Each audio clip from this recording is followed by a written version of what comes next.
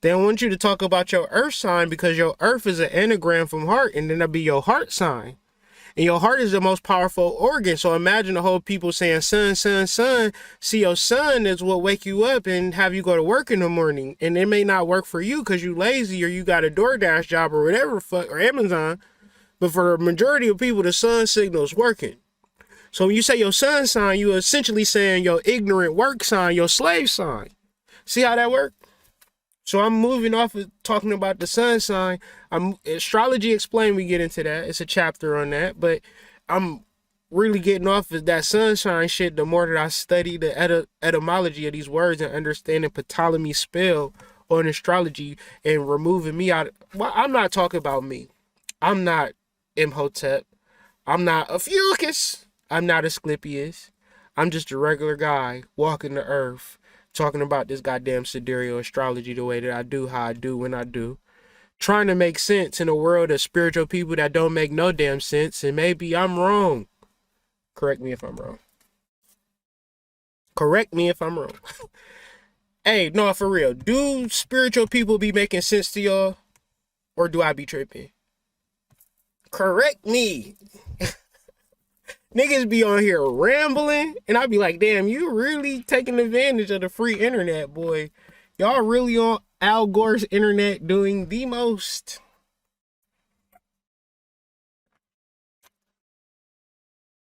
Peace.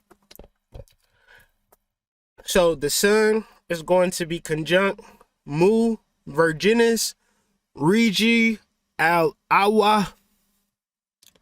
Screws the pronunciation. Square Saturn. Square Saturn and Capricorn. Saturn and Capricorn is your higher self, your higher calling, doing what you're supposed to do out here in these streets. Capricorn rules your 10th house. Your 10th house means, because motherfuckers be like, astrology is so hard. I'll be like, okay, the 10th house is where you receive your coveted Lifetime Achievement Award. It's been called the House of War Leaders since it's a stance of planning across times and for things that will last. You can liken it to planting seeds that will grow and you might not be around to share in the fruits. So this is your career. This is your legacy. Saturn rules Capricorn. So we are here in this moment, all of us, no exceptions to the rules, because we universally identify with the sidereal placement of Saturn being in Capricorn. And quite simply, it's time for you to tune in and tie into what is your higher calling. How are you leaving legacy? And if your legacy was to pay bills on time, that's not a legacy. You never went to a goddamn tombstone and said, this is Jimmy Johnson, he paid his bills on the first every month. But tell me if I'm lying, what make niggas happy the most? Paying their damn bills on time. Y'all get comfortable with that shit. That's the problem. That's the lie. Because you paid your bills on time, because you got on a nice outfit, ain't the end all be all to this shit out here in these streets. Because you was sexy. I understand being sexy. I could feel how being sexy is a powerful energy. But at the end of the day,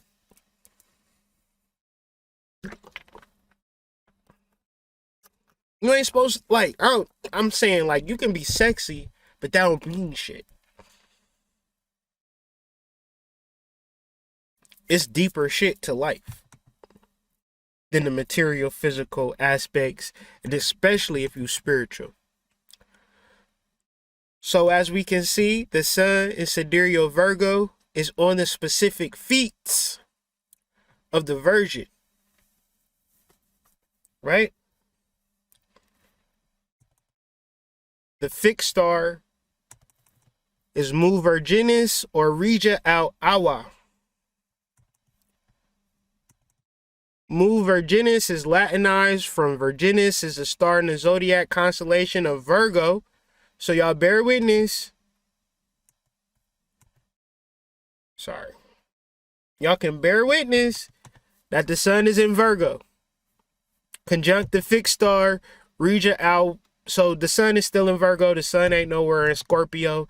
If you saying that the sun in Scorpio, you dealing with Cognitive dissonance. So it was listed in the Calendrium as Al Ashir Rija Al Awa Arabic, meaning the foot of the barking dog. Now, I'm not talking about no barking dog's foot. I'm actually referring to the Bible verse in syncretic magical Bible magic. We're tuning in and tapping in to the goddess anointing Jesus from the feet. That's the mythology that rang true as this actual placement came online. Sun at the feet of Virgo, Sun being Jesus, the feet of Virgo. This was the mythology. This was the placement of this particular mythology. It encapsulated the virgin, the goddess, and also the healing. And it's a level of teaching that's talking about Malkuth in reality. And I know a lot of times you feel guilty because of whatever you've been through. But it's time to release that shit. And even the stars is telling you to release that shit. Isn't that amazing that you could let go of all the bullshit? Because it's bullshit that you got on your being right now. And I'm letting you know right now you can release it. Ain't that, don't you feel lighter? Don't you feel better about the fact that you can release all your bullshit? And you gotta, see, you was releasing all your bullshit. You see what you left behind? I seen it, like as you was releasing shit, you don't feel as good because you still holding on to your judgment. Yeah, judgment. Yeah, get rid of that too. Yes, release your judgment. Your judgment, yeah, no good. Because you ain't shit too. You releasing your bullshit. Now you released your bullshit and kept your judgment so you can start pointing fingers. Stop. Get rid of your judgment, okay? So we get rid of all of our bullshit. Now we're about to do some occult metaphysics in reference to the Bible. Understand the goddess. And I'm going to send y'all home. We're going to reference Luke chapter 7. We're going to begin at 38. Work our way down to 50. And stood at his feet behind him, weeping, and began to wash his feet with tears, and did wipe them with the hairs of her head, and kissed his feet, and anointed them with ointment. So Jesus walked into a building with that big Jesus energy, whatever that looked like. He went to go see his mans, and his mans was like, "What up, Jesus? There's some liquor over there, some wine over there. This, that, and the third. I'm going to be doing my one too. You make yourself at home. Hey, y'all, Jesus is here." But he kept it pushing, right? His name was a centurion. Now, Tatalicious walked in there, seen Jesus, and was like, "Oh my God, it's him, it's Jesus," and started crying and started wiping his feet with her hair. And she's like, "I can't believe it's the Lord and Savior Jesus in here. I can't believe it. Oh my goodness." And started anointing him. Like, "Where the oil? It's Jesus in here. It's some oil. Y'all ain't got some oil?" And started washing him down, giving him anointing, giving him the full goddess treatment, right? Then the centurion come in. He vibing with her now because she done did all of this. He like, "Why you chilling with Tatalicious? You know what she did last week. Tatalicious work at the strip club. Why you chilling with her, Jesus?"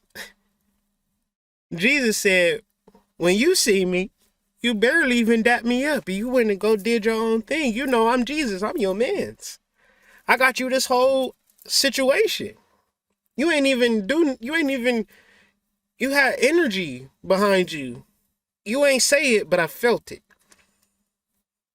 And I knew it was real because when Tatalicious came in, she treated me like I know that I am who I am. It ain't, I didn't force her to do it. It's just the reality of being Jesus. I'm just Jesus with it. I can't, I just Jesus it.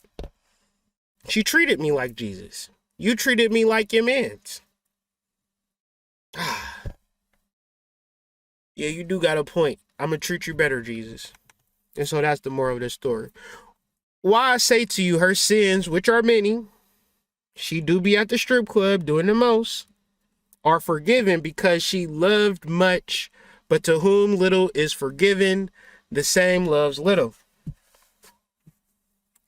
So 10 times out of 10, you're now not saying that this is a like X-Men or some shit like that. It's supposed to tell you a story on humility. It's supposed to tell you a story on Hebrew Kabbalistic manifestations, that if you are able to be renewed and restored, and you have the faith of being renewed and restored, and you put your energy and your heart into starting over, your soul is going to respond to you. Your heart is going to respond to you. You live from your heart. You will change your life from your heart. Your mind is fucking you up. Your mind will look at your savior every day and be like, you know what? Fuck that nigga. I don't like that nigga. What's up, Jesus? Oh, bitch ass nigga. You ain't saying it. You might even say, what's up, Jesus? I like your videos. And keep it like, but really be like, fuck you type energy. And it's cool. I understand it.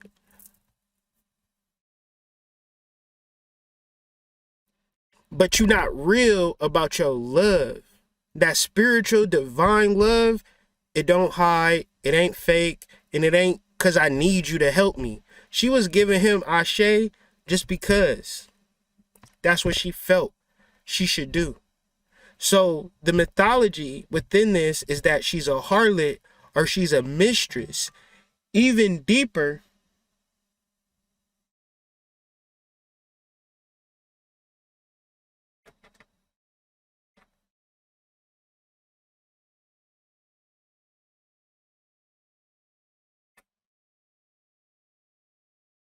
oh, I was about to say something. Even deeper, I'm looking at something real quick.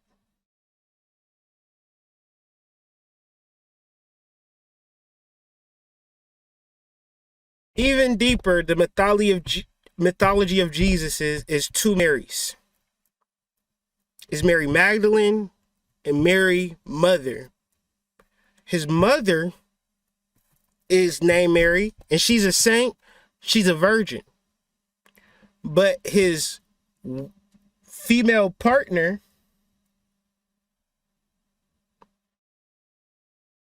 is considered a prostitute or a harlot. You understand that? So there's these two Marys, that is a virgin and that is a prostitute, and these energies hold the same resonance in Jesus's life. So you have Mary Mother, but then you also have Isis and Horus. So you have Jesus and Mary. Then you have Isis and Horus. Mythology of Isis.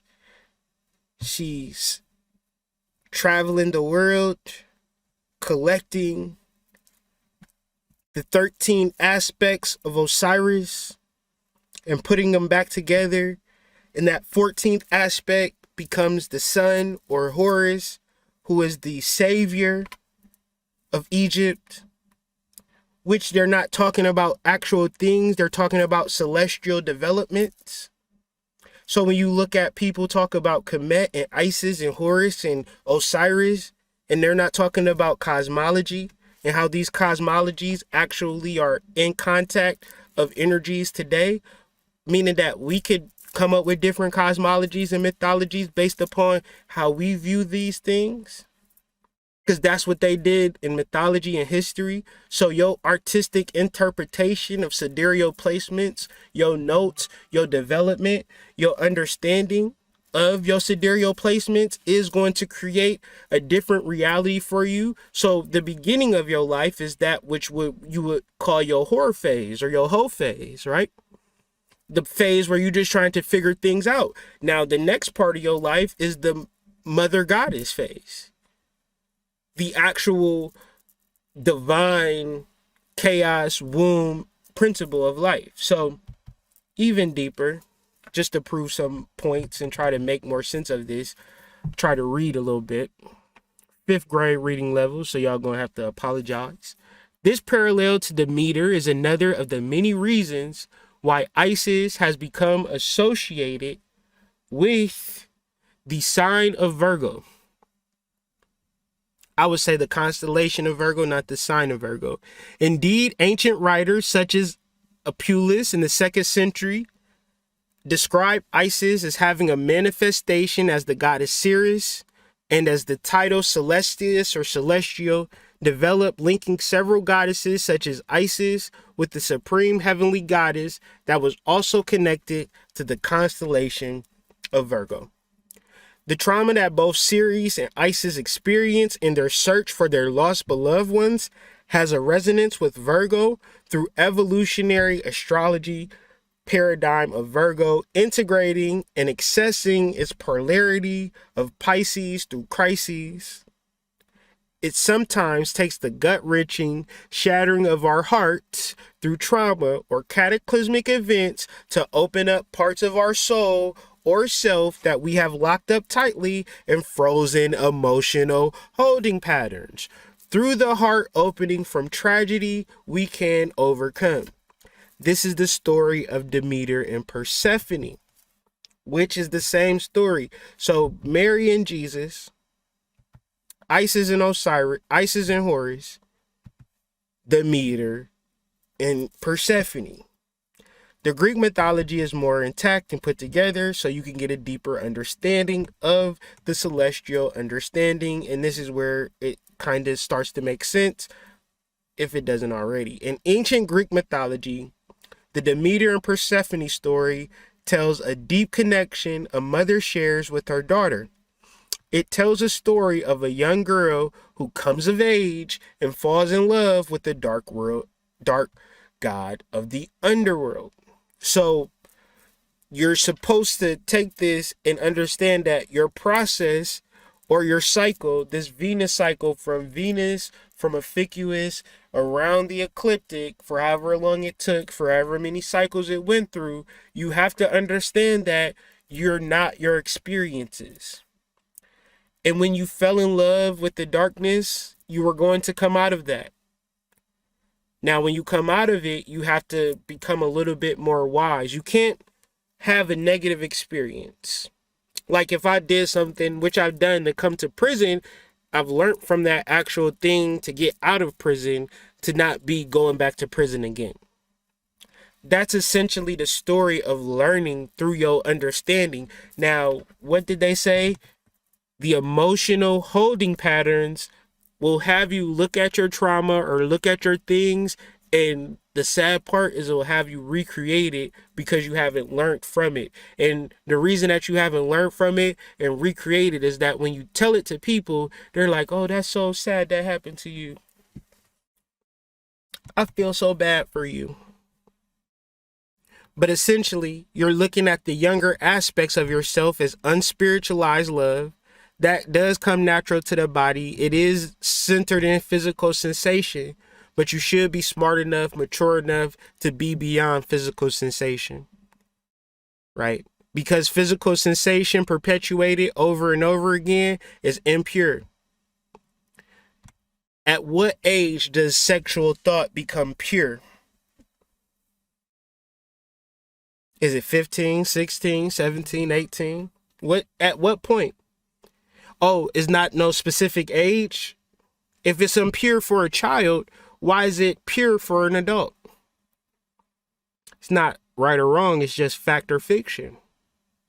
If you can't have conversations about the things sexually that you experience with your child, and you want them to grow up in this world having an understanding about the totality of reality, but you're not having sexualized conversations with them and telling them the truth, then you setting your child up for failure. You say, here, take my phone. And they'll take your phone and go in their room and shut their door and lock their door. So when you trying to get your phone back, you got to knock on the door. Can I please have my phone back? Hold on 1 second. Here it go. They got to delete that shit off their incognito tab. Kids know more about that phone than you, so they gonna get their shit off, and ain't nothing you gonna do about it. They gonna get past every code, every password. There's nothing that you can do about it besides have real conversations. And if you ain't ready to have those conversations, really tune into the practice and understanding of cleansing and purification. Why? Because spirituality includes your body too.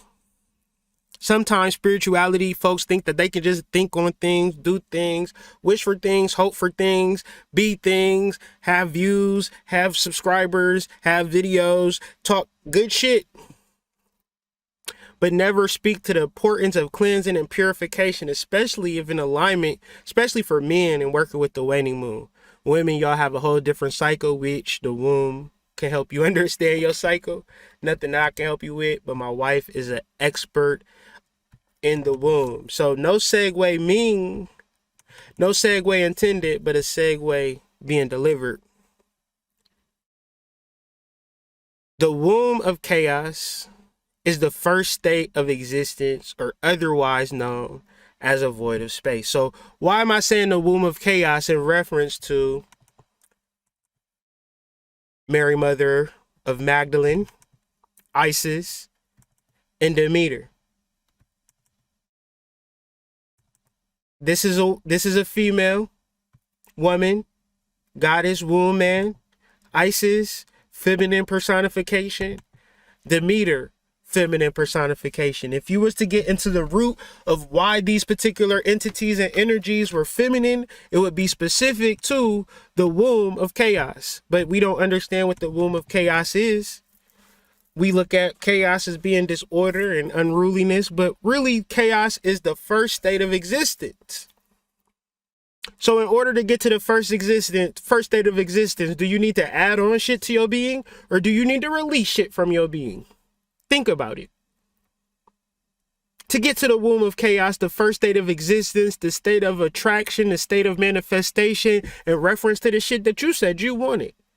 You want this shit. I'm going to tell you how to get this shit. Release the shit that's blocking you from getting it, so it can easily be magnetized to you, because you are the goddess.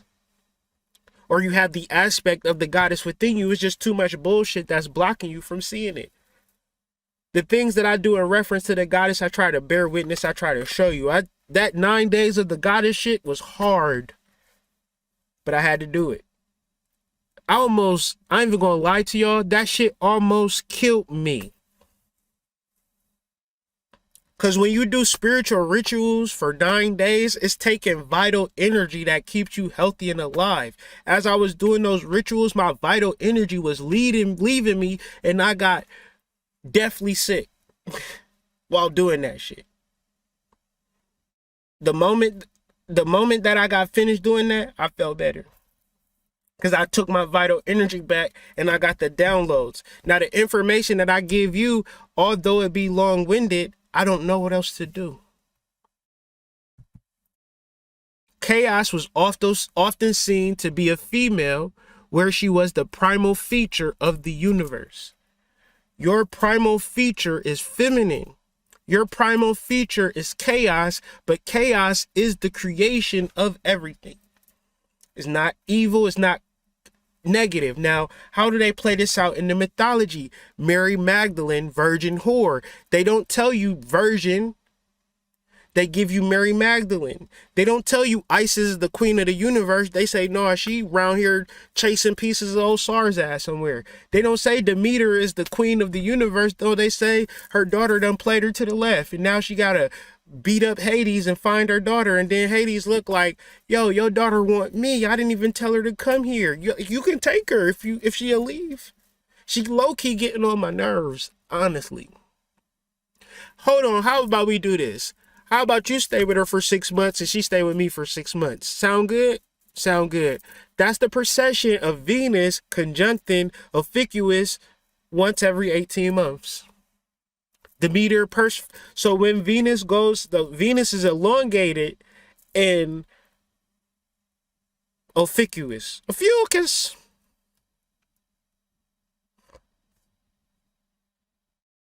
As it proceeds around the equinox, it's going to move closer to the sun.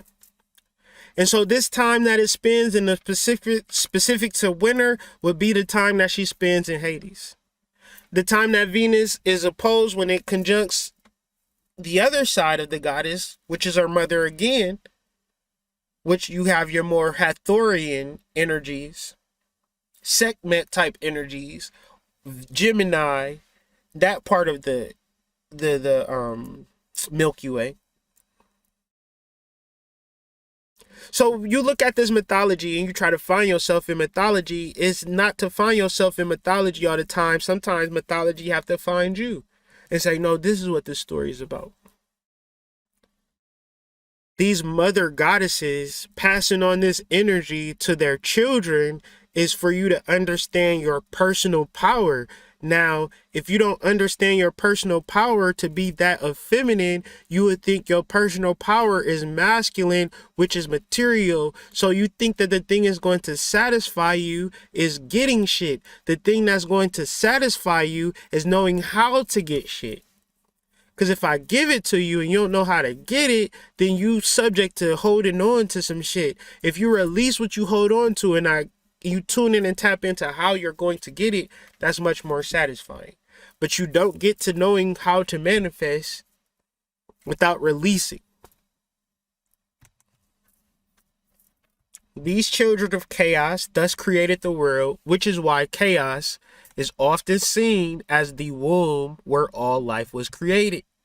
Not the phallus where all life was created. The womb, the space, the cosmos, the zodiac, the astrology is all based on the science of the goddess. Virgo is the second largest constellation of the known universe. Virgo is the largest constellation of our ecliptic. It takes 56 days of Virgo energy.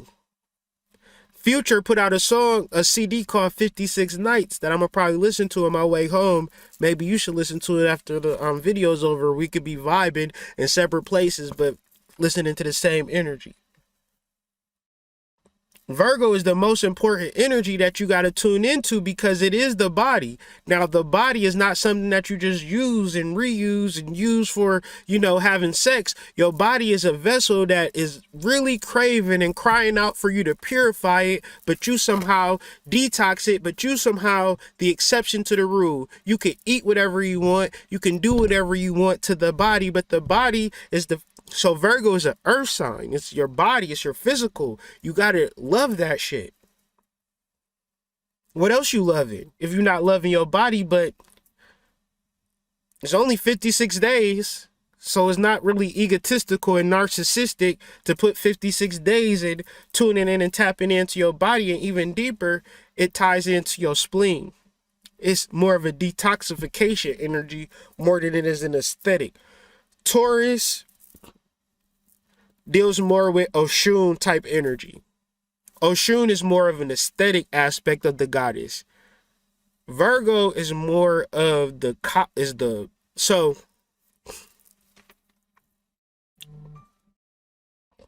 quality of vagina is not always based upon what a person necessarily look like or dress like or talk or like. It be freaky girls and then you have them and you have sex and they don't be as freaky as they was talking. They like the sapiosexual aspects of sex, but not the visceral, intense moments of sex and vice versa. You got to understand that your value, your self-value is not about what you perked out and what you study. Your value is really found in you releasing. Right? Not absorbing all of this knowledge and information and just watching shit on TV and watching a video on something. And like, I watched a video on that, so I imagine that I can know how to do that. That's not how it works. You gonna have to feel yourself. You gonna have to have faith in this actual aspect. Faith is one of the largest aspects that you need because faith is going to be the energy that moves you up and moves you forward. Okay? Her sins, which are many, his sins, which are many, are forgiven, for she loved much. But to whom little is forgiven, the same loveth little. So if things aren't happening for you, you're going to have to release the negative energy. You're going to have to forgive yourself, meaning that you're going to have to give yourself something in the future in reference to something that you want. And if you are putting forth energy of sadness and not releasing this sadness, you are forgiving yourself that. You are giving yourself this sadness in the future because you're not releasing it. And if you don't release it, it'll still be attached to you. It's quite simple. But the idea is that when you release it, your higher calling is available to you. And once your higher calling comes to you, you follow it. But your higher calling will satiate you because your higher calling is bigger than you. So if it's bigger than you, the feelings around it is going to support you. Meaning that you got other people's guides, you got other people's ancestors, you got a whole smorgasbord of energy conspiring for your greatest success. And the reason how I know you have a higher calling is if you on bullshit and your bullshit ain't working out for you. If you find yourself shit not working out for you, it's really to the point where you got to release and address your spiritual self. It's a reason that relationship ain't working out. You got to tune in and tap into yourself. It's a reason that you got fired from that job. You got to tune in and tap into yourself. And it might seem like the world has got more for you than your soul got for you. This is where your cleansing, this is where your purification, this is where it really starts at. You know, it's just the reality about certain shit sometimes. And as these processions and these equinoxes move and these seasons change, it's going to be a point where your higher self is going to start really wishing to be integrated into your reality. But if you tuned in and tapped into your material possessions, the shit that I'm talking about right now just sound crazy as hell. And what I'm saying is, your higher calling is more than you know now. So to tap into the point of more than you know, you have to learn. Cognitive dissonance just has you going through paying the rent. And as long as you paying the rent, you imagining that you good. Outside of cognitive dissonance is saying whatever I wish to accomplish, I'm willing to learn. I'm willing to learn things every single day to become a better person. And if I take these steps day in and day out, I can bear witness to this. You experience what is called compound interest. What is compound interest? Compound interest is interest on interest. It occurs when you reinvest interest rather than take it as a payout. This means that interest in the next period is earned not only on the principal sum, but also on interest that was previously accumulated. So as you gather, your soul self is going to be better for you. But you got to give yourself a chance. You got to get yourself out the microwavable shit and really take your time in learning yourself. It's not as hard as it seems. But if you don't have the time to learn, sometimes people can be so uninterested in learning that that's actually the block. You got to initially, faith is just saying, okay, I will learn this. I'll be patient and learn it. I'll take my time and learn it. I'll figure this shit out. And I'll keep my notes. I'll go over my notes. I'll stick to it until I learn it. And as you learn it, you're going to add new shit and add new shit and add new shit and add new shit. It's compound interest. So when you think about success, it's not no one-off thing. True success, true wealth, like really get into this cryptocurrency shit, y'all. Seriously, not for me. I didn't create cryptocurrency. It's just some shit that exists out here in these streets. So,